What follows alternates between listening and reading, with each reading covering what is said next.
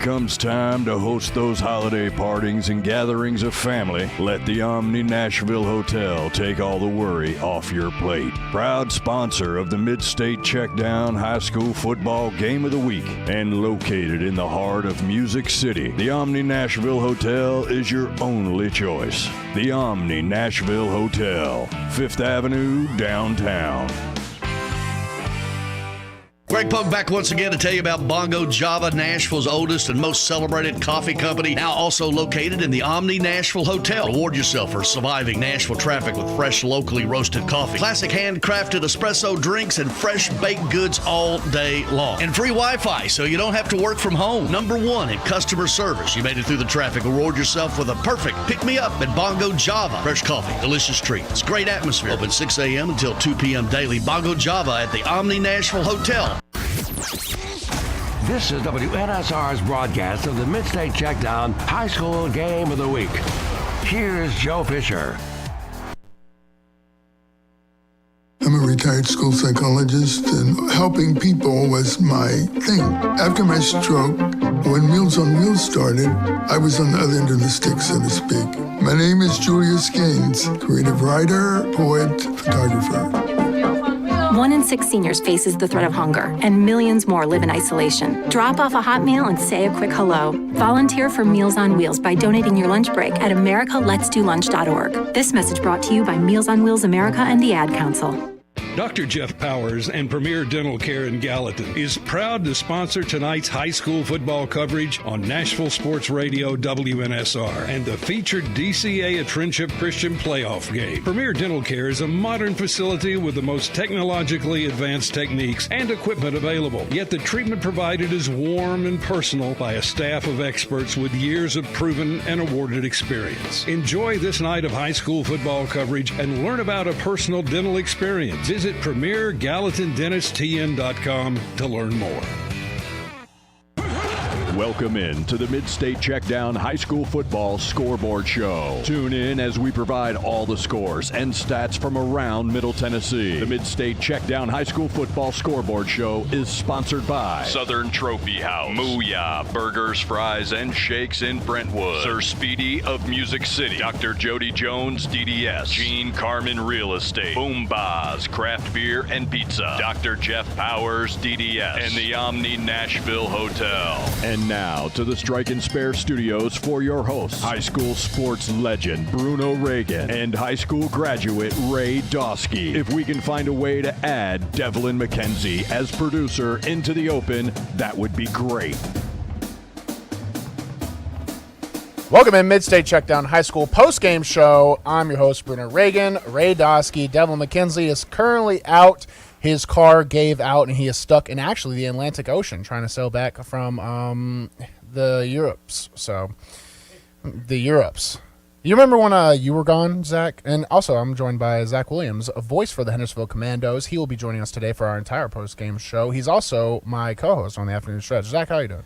The voice of the Hendersonville Commandos. I'm doing good. You remember when you were gone, and I would be like, yeah, I remember, I would say, Zach's gone. He had a gastric bypass surgery, and my mom texted me. She was like, did he really? So, how you doing, man? I'm good. I'm glad to be back. It's only been 5 hours since we did our show last, and we're still sitting in the exact same spots. We have not moved one time, and I'm ready to talk some high school ball. Exactly. So let's not waste any time. I want to make sure we can get to the phone lines here. The Cura hotline, 615-844-5600. We have a bunch of people that call in from the Mid-State. They do great work. They keep us updated, so we got to get to it. Terry with Beach. Terry, how you doing, brother? I'm doing, Bruno. How are you doing tonight?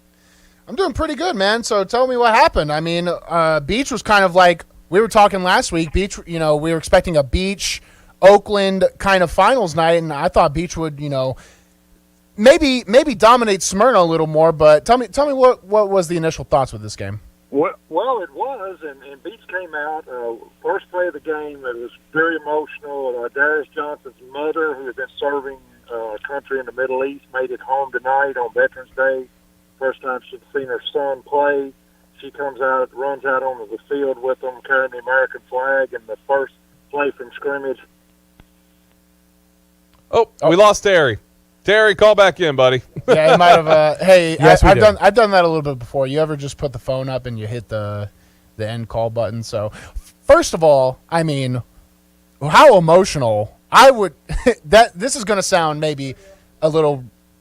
I don't know how I'd feel for a big playoff game. I mean, obviously, I'd be so happy to see my mom, but football would be behind me. I'd be like, I can't believe my mom's back. Well, that's the point. That's Do you get what I'm saying? I don't want to. Well, it's a bigger point that, this is why people love high school football, because there is more to the story than just playing the X's and O's on Friday. Friday nights mean more than just a football game. It's a community event. So things like that happen. It just makes you feel better. Yeah. We got Terry back, so let's go to the Care Hotline, 615-844-5600. Terry, welcome back, brother.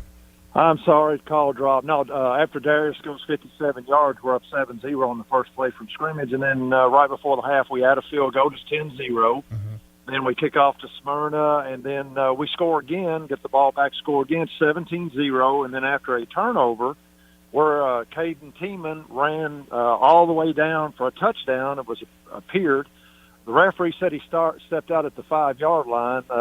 We watched the video. He was several inches from stepping out. So, no way. It broke up again. This call is not brought to you by Verizon or whatever phone carrier Terry's using, because it cannot hold a signal. We'll try to see if we can't get Terry back in. Well, at least we got the outline of the game, which was the most important thing. Beach went up. They dominated early, and then it seems like there was not a collapse, because you don't collapse and lose the game. But I think Smyrna just gave them, a run for their money. All right.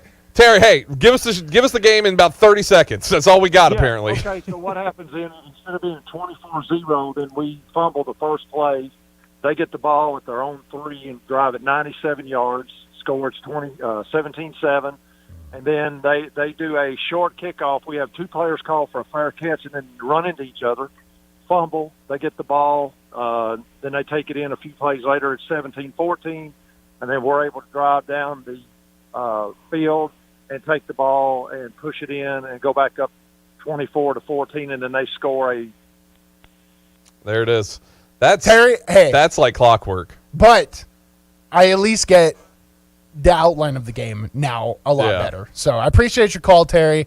We'll try again next week, considering Beach is moving on to the quarterfinals. Moving on. They're going to be playing against through. Cane Ridge, who just dominated the Clarksville Wildcats. It wasn't even close. They jumped out to an early lead, never gave it up. But Beach, I mean, it sounds like their Smyrna score was a bit fluky, for what it's worth. It is. I mean, Smyrna's a good team, but Beach is just a prolific team. That's the real differences. If I would give you any kind of insight on that game, Smyrna's built off one player for the most part. They're Arion Carter, he's a running back, but he's a committed linebacker right now to Memphis, but he has 35 offers around the country. Maybe some schools you've heard about. I don't know, Alabama, Ole Miss, Tennessee. I mean, the list goes on. It's every school you can think of. They want him at linebacker, and he's a athlete. I mean, he really is on the field, and I think he's one of those guys that can just cause problems for any team. It doesn't matter how good you are. Anthony Crabtree, head coach of Beach football, has been a staple over there, and they call themselves Shackle Island. That's over at Shackle Island, even though they're inside of Hendersonville. They've been a staple at Shackle Island for so long over there, and what Crabtree's done with that system, it really doesn't need exceptional athletes, because, frankly, where they're pulling kids from, it's not a big side. They're not pulling kids from all over. There's a new school now, Liberty Creek, that actually depleted some of Beach's players with the new school. It depleted Beach, Station Camp, and Gallatin that went to Liberty Creek. So think about that. They lost some guys going from this offseason with a new school coming in, and still have kept that kind of power. It is a plug and play into a system that Anthony Crabtree, for better or for worse, has made this a machine, and he just has to take cogs out and put cogs in, and they are a good product. I mean, you played against the Jalen Hurd team.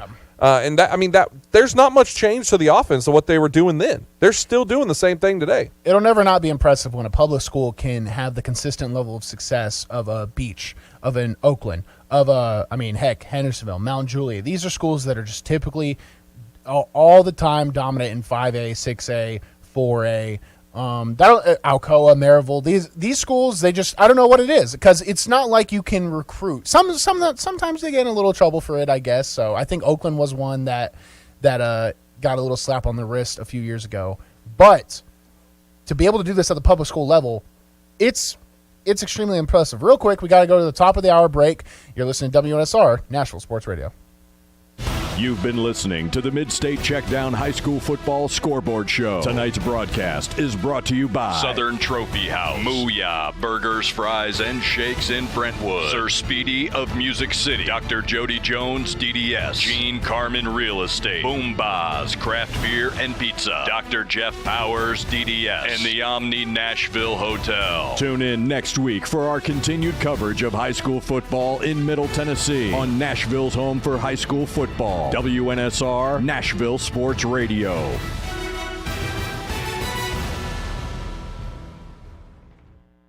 On air and online, Sports Radio, WNSR, Brentwood, Nashville.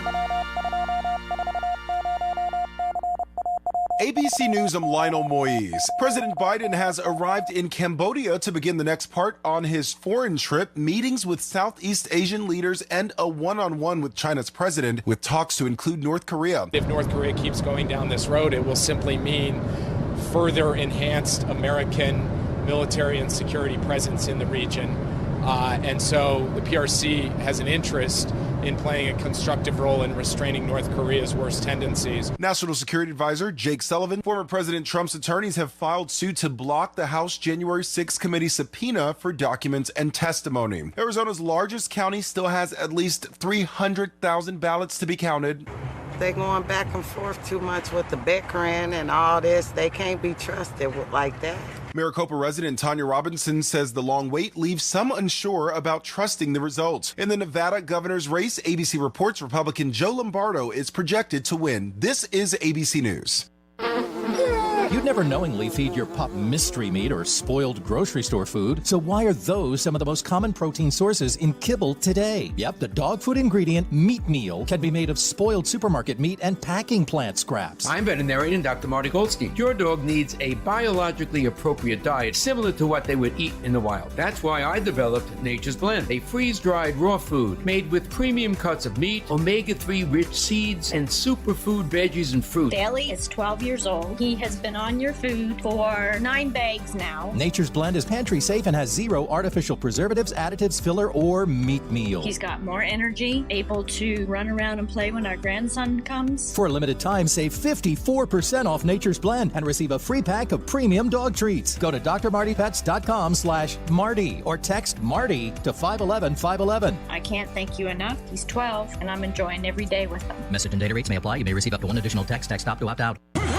Welcome in to the Mid-State Checkdown High School Football Scoreboard Show. Tune in as we provide all the scores and stats from around Middle Tennessee. The Mid-State Checkdown High School Football Scoreboard Show is sponsored by Southern Trophy House, Mooyah Burgers, Fries, and Shakes in Brentwood, Sir Speedy of Music City, Dr. Jody Jones, DDS, Gene Carmen Real Estate, Boom Baz, Craft Beer and Pizza, Dr. Jeff Powers, DDS, and the Omni Nashville Hotel. And now to the Strike and Spare Studios for your hosts, high school sports legend Bruno Reagan and high school graduate Ray Dosky. If we can find a way to add Devlin McKenzie as producer into the open, that would be great.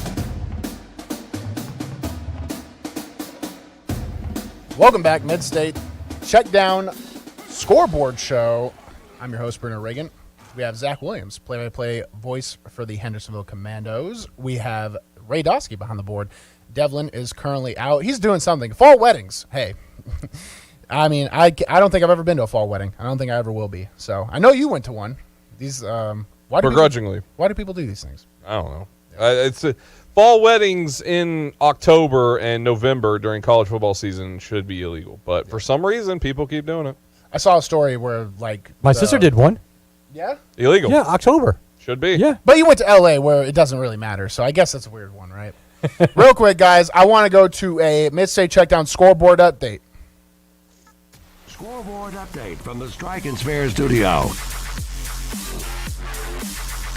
Going through the scores for the second round of Class 1A, 2A, and 3A for the public school division of the TSSAA football playoff. Oliver Springs, they defeat Cloudland 35-12. Coalfield defeats our very beloved Unaka 55-12. Gordonsville, they defeat South Pittsburgh 14-7. Clay County defeats Whitwell. That's how you say it. You got to say it like a Southerner. 46-6. Whitwell. I can't do it. 46-6. Fayetteville, they defeat Dresden 42-17. McKenzie, they defeat Moore County 56-21. Peabody defeats Booker T. Washington 42-18. And MASE defeats Lake County 42-12. That's your second round of Class 1A. Class 2A, we have Monterey. They defeat Hampton 40-16. York Institute defeats South Green 27-0. Westmoreland falls to Tyner 42-17. East Robinson, they breeze past Bledsoe County 38-14. Riverside, they defeat Mount Pleasant 18-13. Lewis County, they get past Adamsville 35-7. Union City defeats Westview 10-6. And Huntington, they defeat Fairleigh 48-6. Real quick, we'll get to the rest of the classifications, but I wanted to end the scoreboard update, and we'll actually head to the Cure hotline, 615-844-5600. We got a good one here. I know. Bruno, our very own Sammy Kincaid, host of the Power Hour with none other than Sammy Kincaid. She is the sideline reporter on the Friday Night Rivals game of the week and was down there at a not-so-fun game for one team, but a really fun game for another team. Sammy, thanks for jumping on with us. Absolutely, guys. Thanks for having me. You nailed it. It was a rough night for Pope Prep in the first half. You had a couple of really key guys go down, and it was just really tough for them to get anything going. And Brentwood the open kickoff was a little bit shaky for them, and so you really thought it was going to go the other way from the opening kick, and then Brentwood Academy just absolutely dominated the entire game. You say key guys. Who specifically was out for Pope Prep? Because I was considering this was going to be at least a little bit of a tougher game. I've been talking to the play-by-play voice for Pope Prep, a few weeks now, and we've seen them kind of get some momentum and some wins. And I know you're an alumni, but I figured it'd be a little bit more of a competitive game. Who are they missing? Yeah, so they were actually healthy going into the game. They had all their guys coming back this week, but it was in the second quarter, Jamar Jones, who Coach Meade said he's going to have a big game defensively for us if we're going to have a chance at this game. He ended up going down, hurt his left ankle, so that was a really big loss for them. And whenever I was over on the Pope Prep side trying to get an update on Jamar, Kenny Minchie came over to Jason, which is the same training staff as whenever I was in school there. So I went over there to ask Jason what's going on with Jamar, and Kenny came up to him and said, Jason, my shoulder's just still feeling really tight. I don't think I'm going to be able to give my team the best chance tonight. And Jason said, are you sure? This is really up to you. I'm giving you the green light to go. And he said, my shoulder's feeling really tight. I don't feel good about this tonight.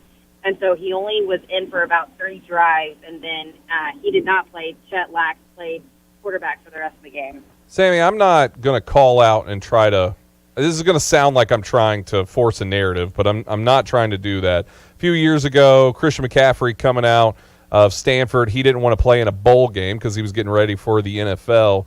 Do you think that had anything to do with this, with Sammy obviously on the way – with Kenny obviously on the way to Pitt? Do you feel like this was one where it was like he was just not all the way invested into the game? I don't think that's it at all.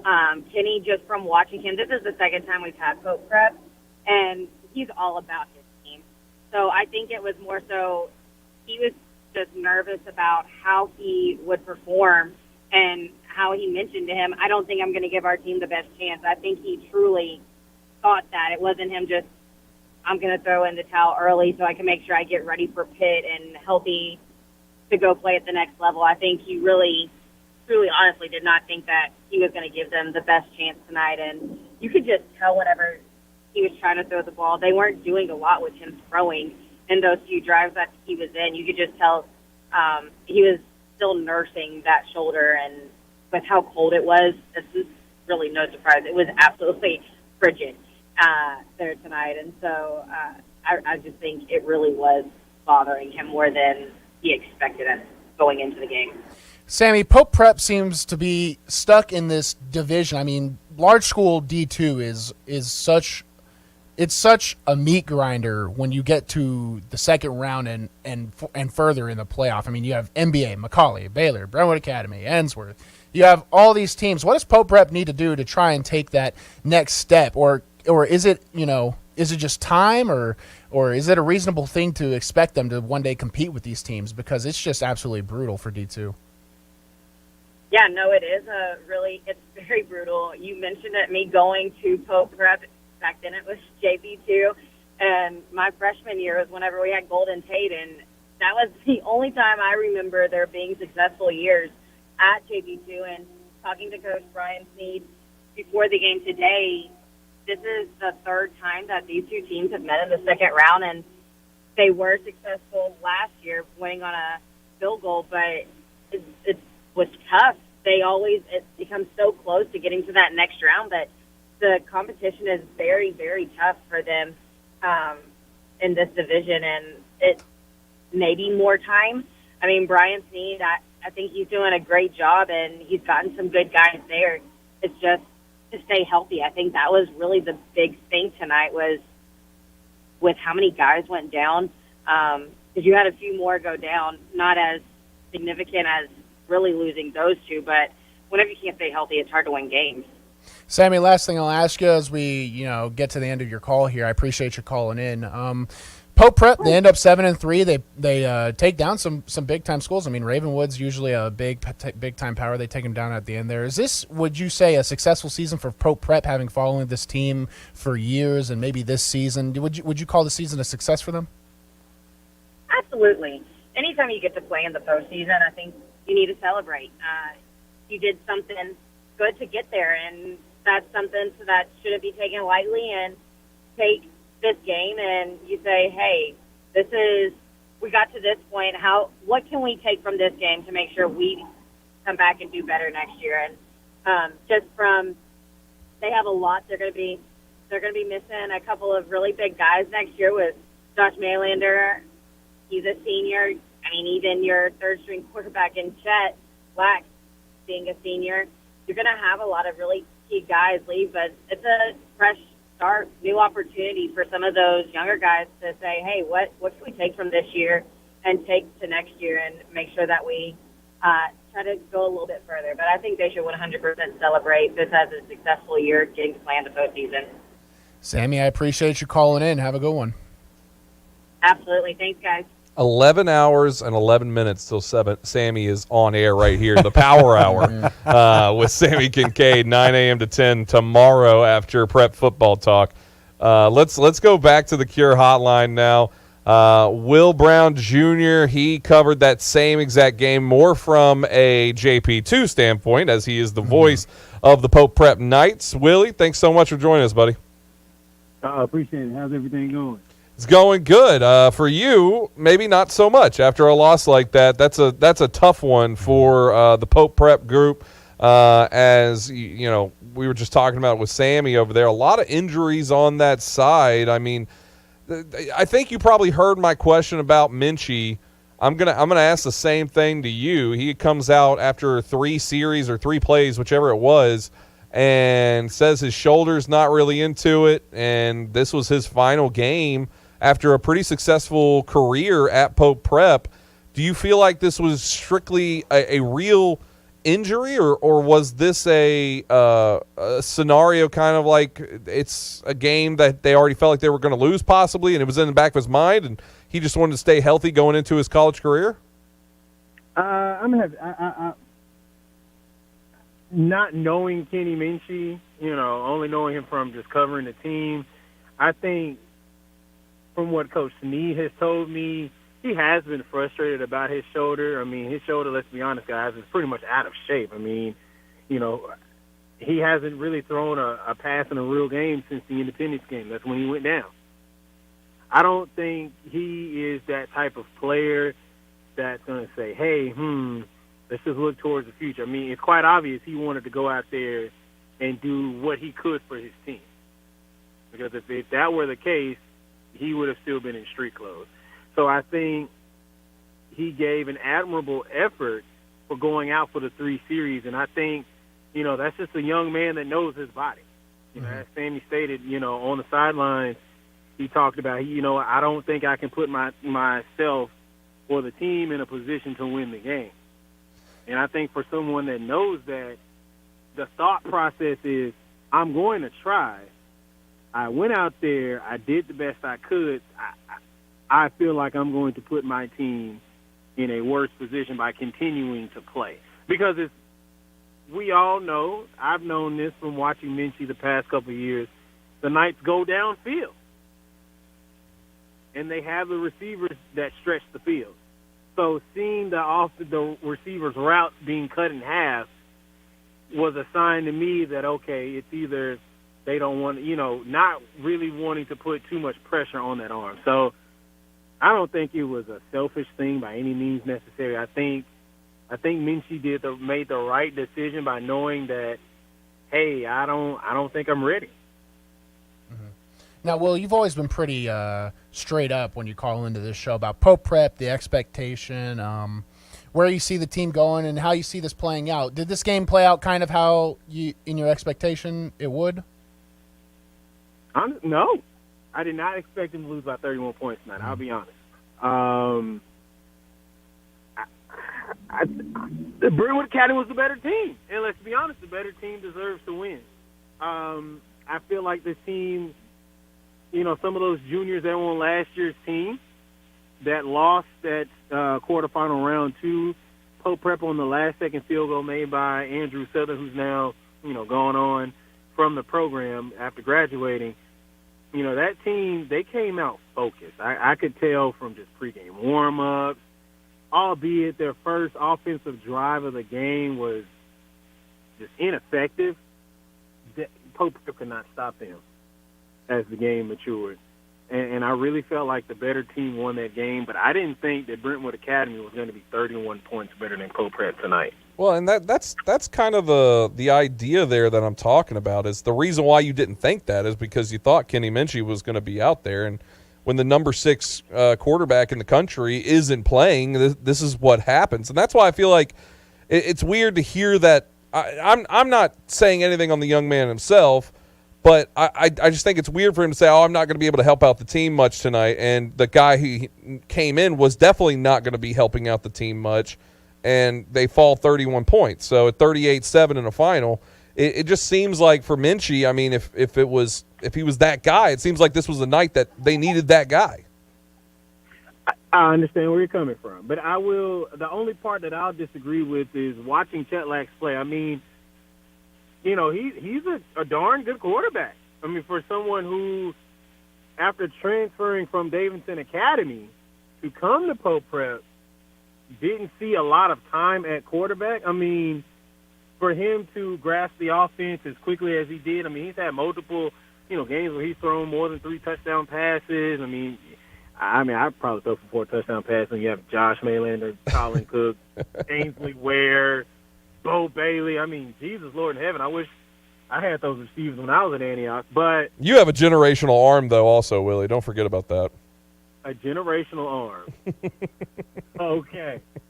Is it because I'm left-handed? Yeah. But I look at it like this. I mean, Chet Lax, he looked erratic at times. I feel like the moment may have got to you, so I see why you say that. But I don't know, man. It's you know me. I'm going to shoot straight from the hip. That was just hard to watch. Yeah. Well, you obviously not only just this game, but you covered JP too. And most people, I don't know if most people know this, me and Willie used to be partners on JP2. Exactly. I was the play-by-play, and he was alongside. I was the Robin to his Batman. And in that year, as we saw Justin Geisinger, of course, Snead, a part of that coaching staff going forward. This is the first year, no more Justin Geisinger. He goes off to FRA, who was playing also in the second round of the playoffs, and I believe they ended up losing their game. But for you, season long, Snead taking over. He won the Bishop Cup, which is huge. I remember talking to him the week before. He said, "Well, Snead, don't mess this up." That's what he told me to. But what's your reaction to the first year of JP2 football under Snead? I mean, he set the bar high. You finish your season 8-4. Yes. So he has set the bar high. So I feel like a lot of fans, they're not going to want to see much of a drop-off next year, albeit there will probably be a slight drop-off next year. But, good coach and a very unselfish coach as well. I mean, my analyst is a former Morehouse football player. His name is Jima Weaver. And, when it comes to the technicalities of the game, I let them take it. But I asked him in his preparation this week, knowing what you knew about Brentwood Academy, knowing what you were able to take advantage of, what they were able to take advantage of, how much, cohesion was there with Coach Carpenter, the defensive coordinator at Pope Prep. He said, look, I gave an example here and there. I just put it in their hands. So I do like his hands-off approach. There's a lot of guys on that staff that they're in their first year as play callers, but they do have coaching experience, just not as play callers. So I like how he has allowed his guys to, really trial by fire, learn. And I think that's going to make the coaches a better staff next year. So, again, he set the bar high. Pope Prep fans are going to expect, close to what they saw this year. And I think year two, coaching-wise, it's going to be fun to watch them function as a staff. Will, I appreciate you calling in, keeping us updated every week with Pope Prep, and hopefully if we do this next season, you'll be right back at it, brother. I appreciate it. Oh, man. Thank you guys, man. It's been fun. Y'all have a wonderful weekend. Have a good one. That's Will, Pope Prep. Real quick, we got to go to a break. You're listening to the Mid-State Checkdown post-game show here on WNSR, Nashville Sports Radio. Hey Nashville, Ray here from Run With It. Let me tell you about our sponsor, Boom Boss Craft Pizza and Tap House. And with 4 locations in Bellevue, Murfreesboro, Spring Hill, and East Nashville, they're your home for the best gourmet pizza and craft beers in Music City. Join me on Monday nights at the East Nashville location for poker night. And if you think you know everything, try Wednesday night trivia at both locations. Gourmet pizzas, craft beers, online at boombozz.com. Boom Boss Craft Pizza and Tap House. Gene Carman Real Estate and Auction is proud to sponsor tonight's high school football coverage on Nashville Sports Radio WNSR and the featured DCA at Friendship Christian playoff game. List, buy, and auction with a company who's been serving Middle Tennessee and Southern Kentucky with auctions for 112 years and private sales for over 60 years. We are now in our 5th generation of family who work in real estate and auction business. I guess you could say it's in our blood. Give Gene Carman III a call at 615-633-1323 and visit CarmanRealEstate.com. Sir Speedy is a proud sponsor of high school football on WNSR, Nashville Sports Radio. At Sir Speedy Music City, we provide commercial print, signs, and mailing services to companies all over Tennessee and actually all over the world. If you need anything like that, you give us a call, 615-832-9511, SirSpeedyMusicCity.com. We are a proud sponsor of high school athletics on WNSR, Nashville Sports Radio. Call us at 615-832-9511. Go to the web at SirSpeedyMusicCity.com or email us at print@SirSpeedyMusicCity.com. We are the official sign company of the Mid-State Checkdown High School Football Game of the Week.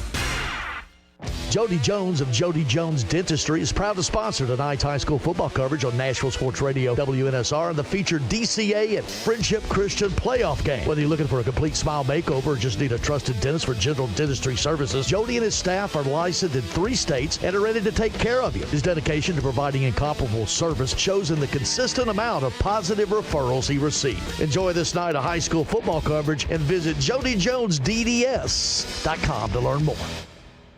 Did you know there's a place where you can get good neighbor service and surprisingly great rates on home and auto insurance? Yep, and that place is, ta-da, State Farm. Here's the deal. State Farm agent Austin Hardy is your go-to agent in the Middle Tennessee community for the service you desire at the price you want. So stop shopping around. State Farm agent Austin Hardy has you covered. Call 615-810-9999 for your surprisingly great rates today. Like a good neighbor, State Farm is there. Individual premiums will vary by customer. All applicants subject to State Farm underwriting requirements.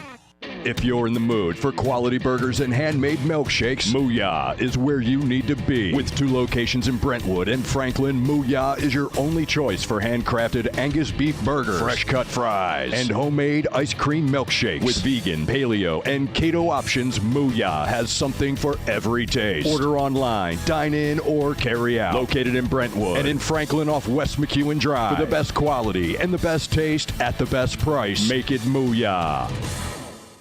Welcome back to the Mid-State Checkdown High School Football Scoreboard Show with a guy who went to Vanderbilt and a guy who's driven past Vanderbilt, Bruno Reagan and Ray Dosky.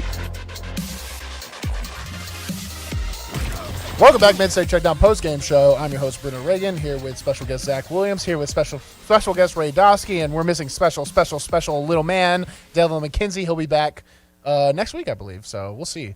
He's been taking a lot of off days. So. It's weird you bringing the show in while I'm here. Yeah, I know. I'm not used to this. I feel like I'm in the wrong place. It's just part of it. Well, you're getting outnumbered now. Actually, you are. On Friday nights, you are actually in the wrong place. You're outnumbered now. This is a full majority show again, and I'm bringing on a Clarksville guy on the air, so let's get to it. Brady with Main Street Preps covering Clarksville. The last domino has fallen. Cure Hotline 615-844-5600. Brady, just pound it on me. What happened? Man, Cane Ridge is just such a good football team, man. I mean, they were just faster than Clarksville. They hit hard. They just were out there ready to play, and I think they took Clarksville a little bit by surprise because Clarksville did beat them last year. So, Clarksville probably came in thinking, they definitely had a chance, but Cane Ridge just came out faster, stronger, and, I mean, it was over relatively early. Yeah, so it wasn't anything special, right? Well, we're doing the halftime scoreboard show here for our own station, and I'm looking at the clips whenever I can, and I see, it's just some screens that pop for 20 here and there. It's not like Cane Ridge didn't have some crazy game plan, right? It was just Clarksville kind of got out-talented, I would say. Yeah, pretty much out-talented. On defense, they definitely looked to stop the run because, Clarksville, Isaac Shelby teams love to run the ball, and that's what they want to do. Cane Ridge was stacking the heck out of the box. I mean, at times there were 10-man boxes, and Clarksville just didn't really have much of an answer. They had some solid throwing plays, but that's just not really their game. And they were just ultimately stopped on offense, and they just could not stop Cane Ridge's speed. Yeah, I got invited to go eat breakfast with the Clarksville High football team this morning. Went and ate with them, talked to them, and it was a lot of fun. So I probably won't be getting invited anymore after the performance today. So it'll be a bad omen. But so tell me, where does Clarksville High School go from here? Because Clarksville High School has had this thing where they just can't get past the second round of the playoff. I think the last time they went to the quarterfinals was 2007. Isaac Shelby's supposed to be the guy to get him there. He goes with Northeast, and now we have a bunch of things with new regions, classifications. What is there to look forward to in the Clarksville area? And this isn't even a Clarksville High School question. You can go all in on Clarksville because I know you cover everything too. Yeah, I mean, Clarksville has definitely been the best program the last couple of years. Northeast had 1 year where they were better. A couple of years ago, they went to the quarterfinals where they lost to Henry County, which every Clarksville team does. Yep. As far as losing to Henry County, not going to the quarterfinals, unfortunately. But they're adding Kirkwood, a new school in the area, first new school since West Creek opened up in 2009. They're going to be taking primarily from Rossview and Northeast, so they should be getting some decent talent because both those schools have a history of having some talented football teams. Rossview wasn't very good this year or last year. It's kind of hard to tell because there are some teams losing a lot of good players. I mean, there were a lot of really good seniors this year, Clarksville High especially. Guy Jamar Carnell, I think he finished the year over 20 rushing touchdowns. They're losing their quarterback, Davin Geringer, who actually went down with an injury late in today's game. That was tough to see. A senior who's worked really hard this year, came back from an injury from that he missed all of last season with, and leaving today's game in a blowout with an injury. You hate to see that, especially for a senior. It's hard to predict though with the area. I mean, surprisingly, West Creek has a little bit of a positive future looking up. I mean, they just haven't had a good football program really ever. It sucks to say, but it's the truth. They looked pretty good at times this year. This entirely Clarksville region, it's almost an entirely Clarksville region. It's just easier to say all Clarksville because Dixon County is going to be in there. But you're going to have 6 Clarksville teams and then Dixon County in a region next year. So someone's going to be the number 1 seed in there because, I would imagine Clarksville, Northeast, probably West Creek will be better than Dixon County. we're going to have a couple home playoff games, I would guess. As far as getting to the third round, it'll be hard to say, but, you basically got one automatic qualifier into the second round there for at least the next 2 years. So it's going to be interesting to see.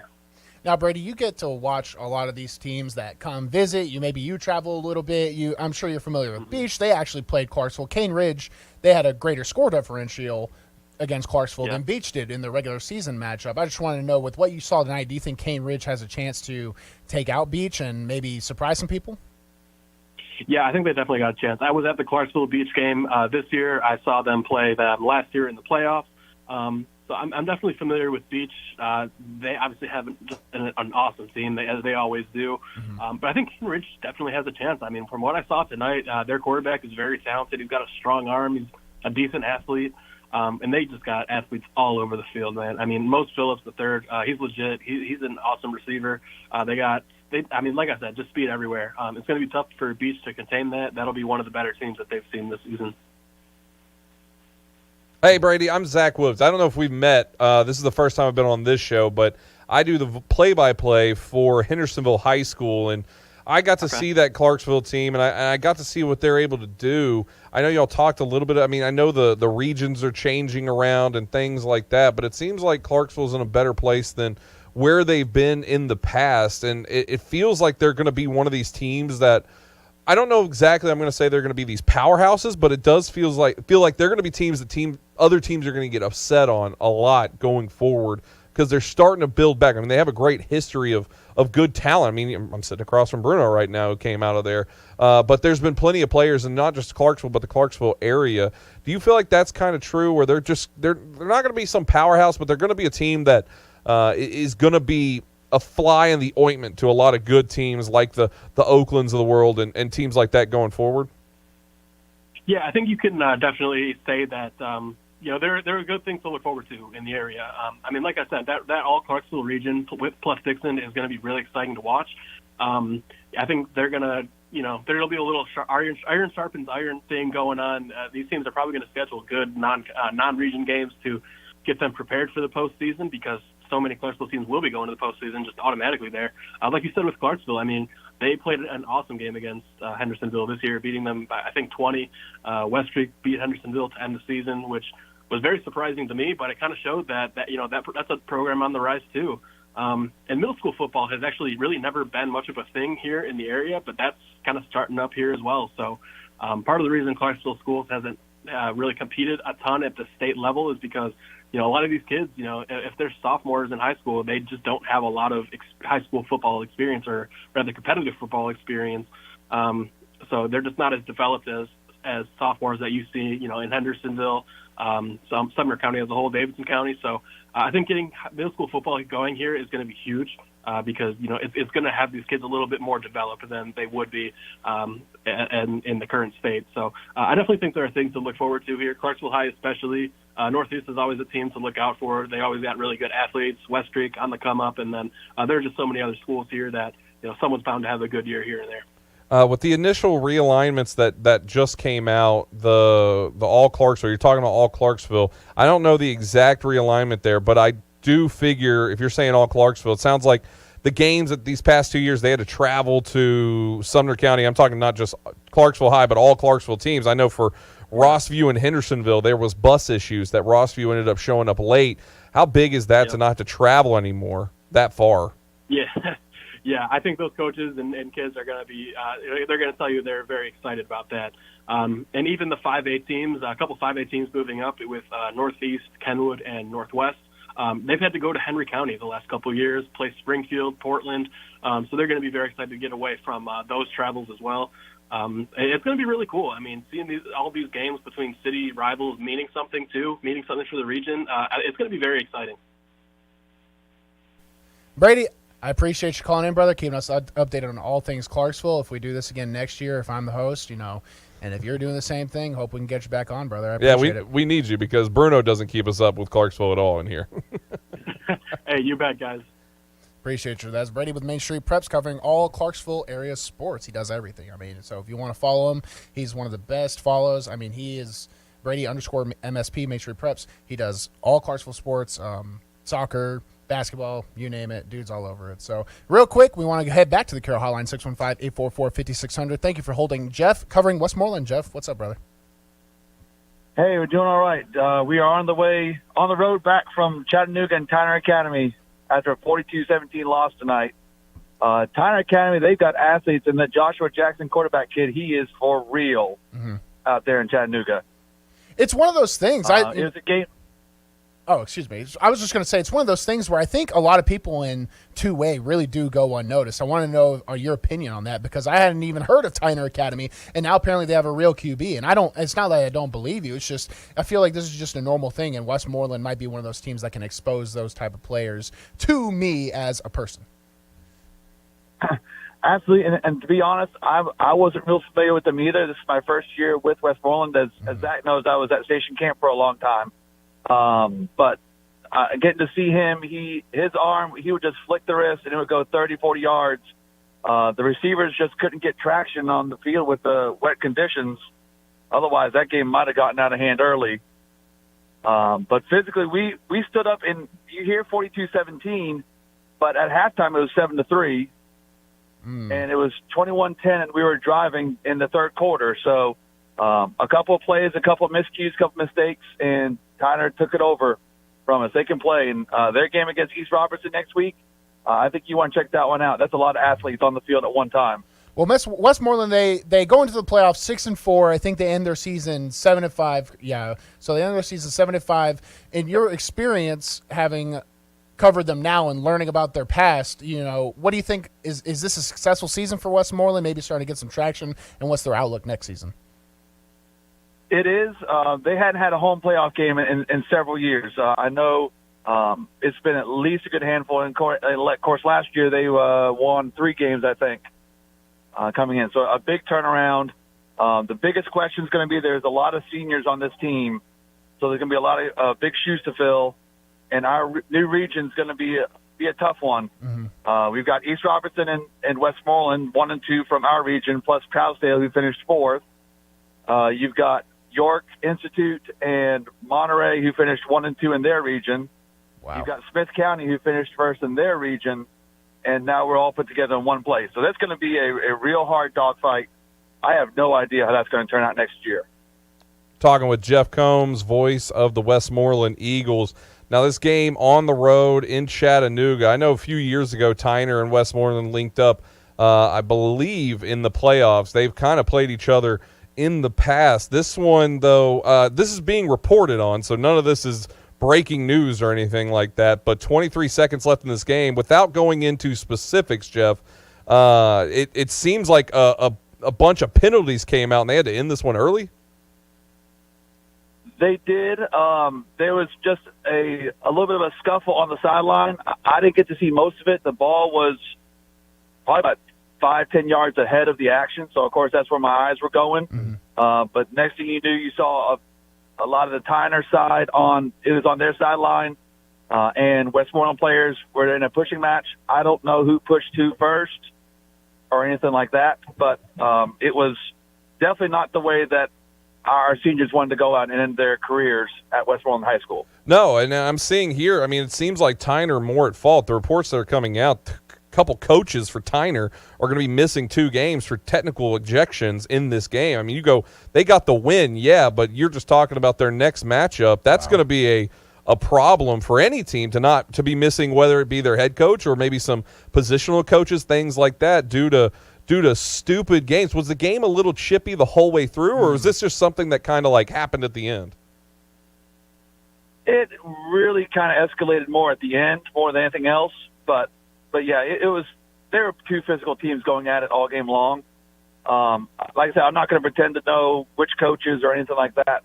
But yeah, no, East Robertson and them have a lot of athletes on the field at one time, and any sort of disadvantage that you're taking is going to hurt your team. So I hope that works out for them. But yeah, I don't know coaches or anything like that, but that'll be tough for them for sure. Now, you've obviously done station camp for a long time, and now this year Westmoreland for your first time and teaching at Westmoreland.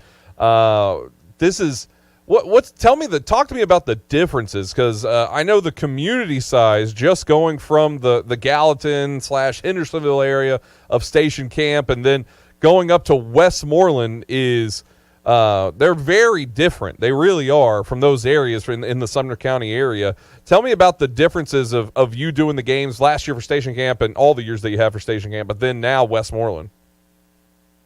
Really, the biggest difference was Station Camp and Hendersonville and Gallatin and Beach kind of divided a lot of Gallatin and Hendersonville area. So, and even if you would root for Station Camp, but then if Hendersonville was playing, you would kind of keep an eye on them and make sure they were doing well as well. Westmoreland, we're kind of on our own. Like, there's no division in that community whatsoever. There's no this portion that kind of roots for Hendersonville and anything else. They are all Big Red up there, Eagles through and through, and that community has been such a huge support. And has been great to me, being a newbie in that community. They've welcomed me in with open arms, and it's just been a whole lot more part of that community there, whereas Station Camp and schools, like especially Station Camp, because they've only been open for about 20 years, doesn't have the history, doesn't have the background, and you had a lot of big fans for it. But Westmoreland, those are families that have been going since their grandparents have been in school. And they're all Eagles all the way, red all the way through. Mm-hmm. Jeff Combs, voice of the Westmoreland Eagles, does a tremendous job up there. Good friend of mine as well, always giving me the deets on what's going on up in. Well, it was Station Camp, Jeff, but I think you're still pretty tapped in over there to the Bison, yeah. I am, yes, sir. Always good stuff. Hey, buddy, they had a tough year with their region. Mm-hmm. Yeah, no, it was tough over there. But, Jeff, I appreciate you calling in, my man, and good season. And I guess we'll be counting the days till fall come back next year, huh? I'm looking forward to it. Jeff Combs, good stuff there from him. Westmoreland falling to Tyner Academy up in Chattanooga, the Rams. I mean, I'm looking at some of the results up here, too, from that game. They have a kid, let's see, what was his name? Trey Ruffin. You talk about Randy Moss numbers, 3 catches, 100 yards, 3 touchdowns. Yeah, I mean, that's in the third quarter. It's also so surreal. We're starting to get to the point where we're saying goodbye to a lot of regular callers. We just started the season. Now it's over, which is what the fall always is for us, I guess, in media. And I know y'all, I'm doing just this one, but doing the whole season, guys like Jeff, guys like Will, just different names, Terry that had called in, just different people that had called in. I know y'all are so appreciative of that, because it's high school football, but it's so different. I mean, I know the outsider looking in, they think, oh, it's high school football, it's just kids playing football. It's not. This is an economy all to its own. It's a social queue area. You should have seen what we ate for breakfast, or where we ate. Excuse me. It was the nicest place in Clarksville. It's a real side. So, and a lot of people do. I mean, there's not many people. I would almost say there's nobody getting rich off high school football. There really isn't. Maybe TSSAA as a whole for all these playoff games, having Shelbyville go 1-9, but there's a real community going into this that really does care about it. And all these people that are doing, they're essentially volunteers. I mean, I know a lot of these people, and I'm one of them, that nobody's getting rich. I know plenty of people that do this for free, and it's because of the love of the community in the schools. So, appreciating shows like this and appreciating guys like that means a lot to me. There you go. Well said, Zach. Real quick, we'll leave this break on that note. You're listening to WNSR, Nashville Sports Radio. Located at 2705 Nolensville Pike, Southern Trophy has been serving Nashville and Middle Tennessee for over 62 years. Southern Trophy offers a wide array of services like custom-designed awards, cast bronze plaques, etched crystal awards, laser-engraved corporate gifts, promotional items, merch, embroidery, screen printing, signage, and banners. Browse their entire collection online at southerntrophy.com or on Facebook at Southern Trophy. Feel free to give them a call at 615-256-7295. That's 615-256-7295. Southern Trophy. They do their best to help you recognize your best. Hey, it's Sammy Kincaid, host of Power Hour with Sammy Kincaid.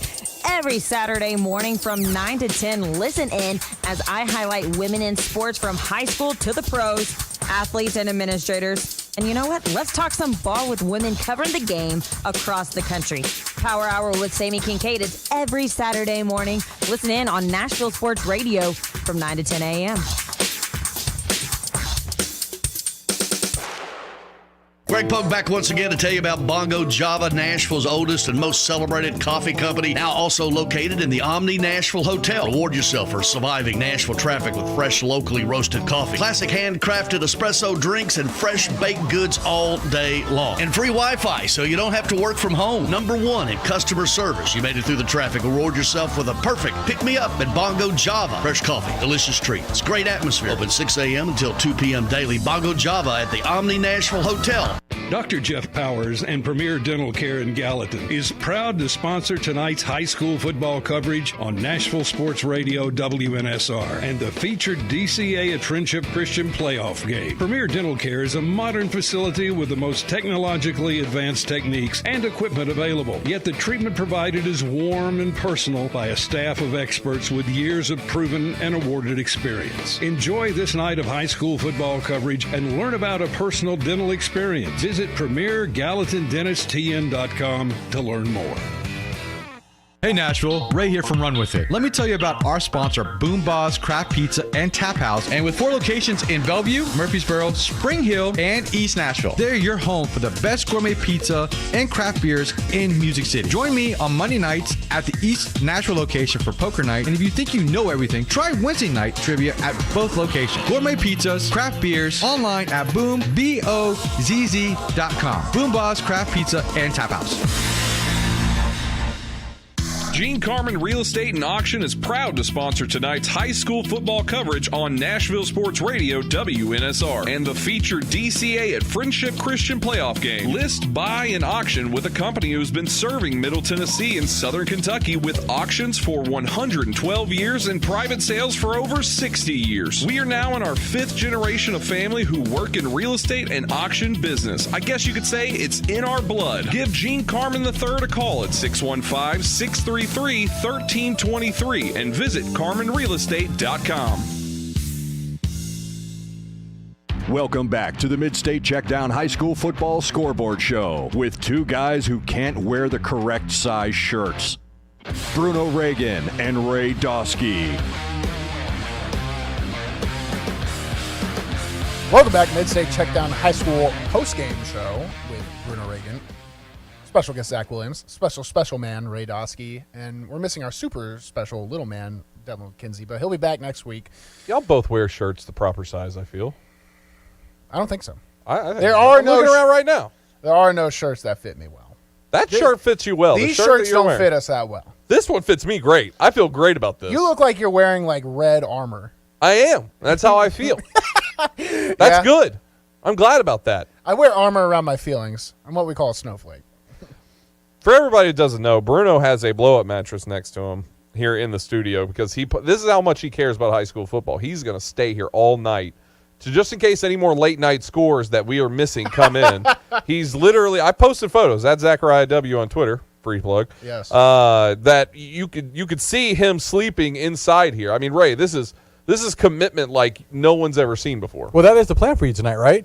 Yeah, it is. Yeah. So He's got a blow-up mattress. He was sitting in here blowing it up with his mouth. It was taking forever. I thought I was going to try to help him, but he wanted to do it. He almost passed out doing it. Speaking of sticking around for some scores, let's go to a scoreboard update. Scoreboard update from the Strike and Spare studio. Zach thinks he's the only one that can do good segues. You're fast. I'm faster. Real quick, going into... I do well segues. Going into Division I, Class 3A through 5A. Our scores for the second round of the TSSAA playoff. Chucky Doak, they fall to Gallenberg Pittman. They should have played harder. 47-34. For real, we need to do Chucky Doak. We love that name. They should have won state this year. Chucky Doak state title? Come on. Alcoa, they defeat Pigeon Forge. Surprise, 42-20. What a powerhouse. That we talk about Oakland, Alcoa really is. Yeah. And they're more on the eastern side, so we don't get to talk about them too much, but they're real. They're always real. Sweetwater, they defeat McMinn Central 55-21. Dallas County, they defeat Loudon 21-0. Smith County, they defeat Fairview 28-6. East Nashville triumphs over Waverly 42-34. Covington, they blanket Millington 42-0. And Dyersburg, they defeat Ripley 29-7. Moving on to Class 4A of the Public School Division, second round. Greenville, they defeat Gibbs 58-28. Anderson County, they defeat Elizabeth ton, 32-24. East Hamilton, they barely edge out Upperman, 43-42. Red Bank defeats Stone Memorial, 21-6. Pearl Cone, they get the win over Hardin County and advance, 54-21. Lexington defeats Marshall County, 21-14. South Gibson, they fall to Haywood. Haywood scoring 47 and South Gibson scoring 14. Millen, they defeat Obion County, 38-28. Thank you. So there's just some I'll never get right. That wraps up Class 4A, and moving on to the last one of this segment, Class 5A. Daniel Boone, they defeat Knoxville Central, 32-7. Knoxville West defeats Morristown West, 68-14. Powell skunks Walker Valley, 48-0. Oak Ridge gets the win over McMinn County by 1 point, 13-12. Page barely edges out Mount Juliet, high scoring game, 42-39. Nolensville defeats White County, 56-36. Henry County, they get the job done against Portland in easy fashion, 42-7. And Springfield moves on to face Henry County in the quarterfinal. They defeat Munford, 38-13. And that'll wrap up our scoreboard update. Chucky Doak, man. Chucky Doak and Unaka. I wish they could have done it. Those are my two favorites. So on all your time of doing high school sports, you've never heard of these schools? Those two I really haven't. The rest of these, I've heard a ton. Daniel Boone and some of these more obscure here in the mid-state area. But yeah, no, Chucky Doak. I can't believe I've never heard of Chucky Doak. If you think I'm not going to go on Chucky Doak's website and try to find merch and wear Chucky Doak merch, you're insane. The fact we haven't heard about it is a big problem on Chucky Doak's side. I know, this is a Chucky Doak problem because that's there's some names that just have it, right? Like, who's a famous actor that they don't go by their actual name. They just like Prince, right? Like, he's Prince. It works. He was Prince. That's Chucky Doak. If you just market it and put it out there, everybody's going to know Chucky Doak. Yep. So that wraps up the Class 1A through 5A scoreboard update. Real quick, we're going to go to a break. When we come back, we're going to go through the big divisions, 6A and Division 2. Then me and Zach are going to wrap up the show, give our thoughts on the bigger games and our Mid-State Checkdown game of the week. So you won't want to miss it. Stay tuned here on WNSR, Nashville Sports Radio. Sir Speedy is a proud sponsor of high school football on WNSR, Nashville Sports Radio. At Sir Speedy Music City, we provide commercial print, signs, and mailing services to companies all over Tennessee and actually all over the world. If you need anything like that, you give us a call, 615-832-9511, SirSpeedyMusicCity.com. We are a proud sponsor of high school athletics on WNSR, Nashville Sports Radio. Call us at 615-832-9511. Go to the web at SirSpeedyMusicCity.com or email us at print@SirSpeedyMusicCity.com. We are the official sign company of the Mid-State Checkdown High School Football Game of the Week. Jody Jones of Jody Jones Dentistry is proud to sponsor tonight's high school football coverage on Nashville Sports Radio, WNSR, and the featured DCA and Friendship Christian playoff game. Whether you're looking for a complete smile makeover or just need a trusted dentist for general dentistry services, Jody and his staff are licensed in 3 states and are ready to take care of you. His dedication to providing incomparable service shows in the consistent amount of positive referrals he received. Enjoy this night of high school football coverage and visit JodyJonesDDS.com to learn more. Did you know there's a place where you can get good neighbor service and surprisingly great rates on home and auto insurance? Yep, and that place is, ta-da, State Farm. Here's the deal. State Farm agent Austin Hardy is your go-to agent in the Middle Tennessee community for the service you desire at the price you want. So stop shopping around. State Farm agent Austin Hardy has you covered. Call 615-810-9999 for your surprisingly great rates today. Like a good neighbor, State Farm is there. Individual premiums will vary by customer. All applicants subject to State Farm underwriting requirements. If you're in the mood for quality burgers and handmade milkshakes, Mooyah is where you need to be. With 2 locations in Brentwood and Franklin, Mooyah is your only choice for handcrafted Angus beef burgers, fresh cut fries, and homemade ice cream milkshakes. With vegan, paleo, and keto options, Mooyah has something for every taste. Order online, dine in, or carry out. Located in Brentwood and in Franklin off West McEwen Drive. For the best quality and the best taste at the best price, make it Mooyah. Located at 2705 Nolensville Pike, Southern Trophy has been serving Nashville and Middle Tennessee for over 62 years. Southern Trophy offers a wide array of services like custom designed awards, cast bronze plaques, etched crystal awards, laser engraved corporate gifts, promotional items, merch, embroidery, screen printing, signage, and banners. Browse their entire collection online at southerntrophy.com or on Facebook at Southern Trophy. Feel free to give them a call at 615-256-7295. That's 615-256-7295. Southern Trophy. They do their best to help you recognize your best. Get all your NASCAR news every weekday right here on The Final Lap. Hey, it's Kerry Murphy, and Christopher Bell had to win and did. He is racing in the Championship 4 at Phoenix this weekend. But everybody's talking about how Ross Chastain rode the wall to beat Denny Hamlin at the line. Up next is the final race of the 2022 NASCAR season. So grab all the latest NASCAR news, race recaps, driver reviews, stats, and info every single weekday. Wow, right here.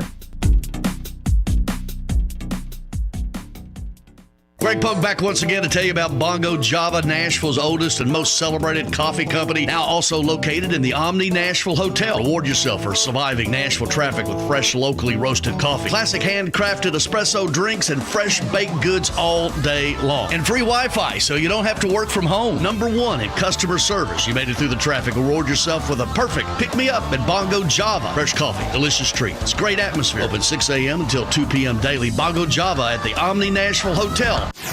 You're listening to the Mid-State Checkdown High School Football Scoreboard Show with Bruno Reagan and Ray Dosky.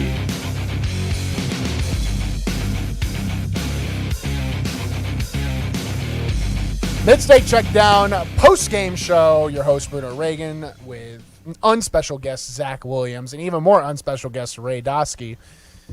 It's fun to be Bruno on a show, you know, because Bruno's got to be me on the afternoon stretch right now, but I get to be Bruno, so I'm just going to hang out and, I hate it being here, and this is stupid. I'm all right. I'm all right. It feels good to be the unspecial guest here. I was unspecial, too. It feels good. I mean, I guess. We're in a brotherhood together here, Ray. Get your stinky feet out of my face. At least don't do that. You don't like loungy Zach? This is loungy Zach here. Yeah. Hey, there's a reason we keep the cameras off, guys, all right? Well, anyways, quick, let's get to a scoreboard update. Scoreboard update from the Strike and Spare studio. Off after hours. Yeah, that was smart to get to that because I had some stuff I was going to say. But let's talk scoreboards. Yeah, let's do it. Class 6A in the public school division and all the Division 2 classes. Class A, AA, and AAA. So starting with Class 6A in the public school division, second round, Science Hill, they defeat Farragut 40-19. Marable, they triumph over Bearden 28-10. Blackman defeats Coffee County 35-31. Oakland, they get the job done against Lebanon 41-7. Beach edges out Smyrna 24-21. Cane Ridge, they pound my Clarksville Wildcats 42-6. Hate to see it. Germantown, they advance over Houston 24-14. And rounding out the Class 6A second round, Bartlett defeats Brentwood 28-7. Moving on to Division 2, Class Single A. Their quarterfinal matchups. We just heard on this very station. Friendship Christian, they defeat DCA 14-13 to head to the semifinal, and they'll host the home game next week. USJ, they defeat Lakeway Christian 48-6. Nashville Christian defeats Trinity Christian 42-7, and MTCS falls to Jackson Christian 27-25. Moving on to Division 2, Class AA, you guessed it, CPA, they defeat La Sagne. I believe I said that right. 21-13, excuse me if I didn't. FRA, they fall to Chattanooga Christian, 36-21. Knoxville Webb, they defeat Davidson Academy, 49-24. Surprising there, by the way. And you want to know another surprise? Lipscomb Academy, they defeat Silverdale. Say that 10 times fast. 77-13. Silverdale. Yeah, I heard it. You got lost. 77-13. Lipscomb. Lipscomb, I love man. it. Hey, I love it. You know what? This is the thing. People want to say that. They're like, oh, you shouldn't run a score like that in high school. Hey, the other team can try to stop No, it. I'm not opposing that. I'm not opposing it. It's just like I know a lot of people that back to complain back about it. Lipscomb's the best team in the state, and they're stuck in the smaller division. I think next year they move up, though, so it'll be interesting to see in the big school, private school division. I wish that was something they changed. I know you have more scores to get to, but I wish that's something they would change. That get more of these Oakland versus Lipscomb Academy. Get more of the schools that should be, get your top end playing the public schools, playing the private schools. I think a lot of public schools are scared to do it because, one, they'll say, oh, well, they're going to lose out on talent that are really good. And I just think there's some world where that needs to happen. There's only one way to make it happen, and probably that's money, and that'll never happen. Yeah. So, moving on to the big dogs, Division II, Class AAA, Christian Brothers. They fall to MBA 33-14. Macaulay defeats Ensworth 38-28. Baylor, they have an extremely impressive showing against MUS 42-16, and Brentwood Academy defeats Pope Prep 38-7. That'll end our scoreboard up. Zach, all the scores, you've heard them now. Any that jump out at you the most here in our last waning minutes of the Mid-State Checkdown postgame show? No, nothing that's jumping out to me. I think the one that really did jump out to you was Baylor and MUS, though. Yeah, that one was 42-16. I'm surprised on that one because Memphis University School is a pretty touted program, and they're 8-4, I guess, after now going 8-5, I assume, in that one. Mm-hmm. But they are a really good program down there. They were on the road, and look, Baylor's tough. That is, I want you to understand they are tough. Memphis to Chattanooga. That's what they traveled. Now these are still private schools, but that is what are we doing? TSSAA. Why are we putting these two teams? And I mean, I guess it's just the way it is when you get in the playoffs. You have to play those two teams that way. But that's a tough game. That I wonder if it was at MUS if it's closer. I'm not saying Baylor is strong. Mm-hmm. Baylor is a strong program. I watched it. I mean, they played Hendersonville this year, and I'm forgetting the college coach that his son is there, Will Muschamp. Will Muschamp's son is the quarterback for Baylor. That's a really strong program, and you talk about iron sharpening iron. That's Baylor, Macaulay back and forth, one of the biggest rivalries in the state of Tennessee. They're a good program, but I'm putting that game, I'm chalking it up to MUS having to travel quite literally across the state of Tennessee to go play Baylor in a football game. And they're not flying. They're in a bus. It might be a nice chartered bus, as the private schools we're talking about, but that's a tough game. MUS, I know, and they travel the day of too. Probably they might get a hotel. I don't know the private school system, but I bet you they don't. Yeah, I bet you they're not going to. And I because you know how much liability you're taking on with a bunch of high schoolers in a hotel. Never mind. That really doesn't happen. Now that you bring that up, yeah, that's a lot of liability. But I know the folks in MUS. I called a couple games down there when I was following JP2. They celebrate that program, and they enrich a lot of money into that academy, and I know they're taking that loss really hard in that fashion. They would rather lose a game, close than to lose one like this. Then driving all the way home and then driving all the way back. That's a really tough loss. So that one really shocked me. I'm not gonna lie. Yeah. Two games I'm probably looking forward to the most in the 6A division, which is the division Clarksville High's in, so naturally I follow that one the most. It's probably Cane Ridge Beach. I think Cane Ridge, they're playing at home at Cane Ridge, so that'll be an added factor to Cane Ridge against a strong Beach team. And I am interested to see how Blackman responds to playing at Oakland again. I mean, Oakland is on a different level. I think they've gotten healthier since the CPA loss, which was a giant surprise to people when it happened. It showed that sometimes even Titans can bleed.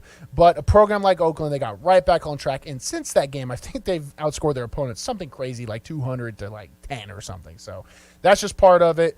But yeah, Zach, I appreciate you jumping on and helping with our post-game show here. Voice of the Hendersonville Commandos and our fearless leader on the afternoon stretch, or fearful leader, whichever one. But you're the leader nonetheless. So I tell you what, I'm glad I did this just so I can find out about Chucky Doak High School. Just found out they're in Afton, Tennessee. Which is what? It's like right on the line. It's just past Knoxville, in Greenville, Tennessee. On the line to like North Carolina? Yeah, close to it. They're getting that way. They have to travel the mountains. Yeah, they're close. 423 area code number there. That's kind of surprising to me, all the way up there. But hey, all the same, I'm just glad that I learned about Chucky Doak, and I'm going to be buying a shirt. I found all their merch online. Or shirts, that is. I might have a couple shirts. I might have a hoodie. Who knows what's going to happen? I'm a Chucky Doak fan immediately. I wouldn't be surprised if I come in next week and it's already here. So, Zach, I appreciate it. Ray, thanks for getting behind the board from the host desk with Devlin Gunn. I appreciate you guys listening. I appreciate all of our callers. Everyone makes this job so easy and so fun. So even though we run to the late nights, it's really not even a burden. I appreciate you guys. Make sure to check out our weekend schedule here at WNSR. Saturday, starting off with prep football talk, 8 to 9 a.m. Then we have following it, Power Hour with Sammy Kincaid, 9 a.m. to 10 a.m., and we'll be hosting the WKU versus Rice game, 12 p.m. to 4 p.m. Then on Sunday, we'll have Vandy women's basketball versus Columbia at 12:45 p.m., and Grizzlies versus Wizards will be hosted on this very station, 4:30 p.m. And don't forget, Run With It, Ray Dosky, Patton Cook. What can the folks expect for Run With It, Ray? Oh, we're going to actually have a few things. We're going to be recapping college football Saturday. Do that in the first segment. And then after that, we're going to have Nate Ferguson, former DB for the Denver Broncos, joining us. He's going to be talking about the Broncos, what we're expecting them, because we've got a big Broncos-Titans game. Mm-hmm. And then we're going to go into looking at the, week 11, week 10 matchups? Week 10 of the NFL. God, it's just crazy. And so, a lot to unpack on Sunday. Someone's preying on your downfall, Ray. I would have said it, but it wasn't on the sheet, so it is. Oh, I know. Someone is preying on your downfall. I'm on the up because if you look at what Washington's going through right now, I'm loving it. Taylor Heineke just keeps it going. Yep. The players, they seem to I'm be not worried having about fun. the players. I'm talking about the coach, the ownership. The ownership. That's what I'm looking about. The whole NFL and Goodell are in the hot seat on that one right now. Hopefully we don't see any federal indictments. We'll see. But thank you all for joining us. You've been listening to the Mid-State Checkdown postgame show. I'm Bruno Reagan. We were joined by Zach Williams, produced with Ray Dosky, and you've been listening to WNSR, Nashville Sports Radio.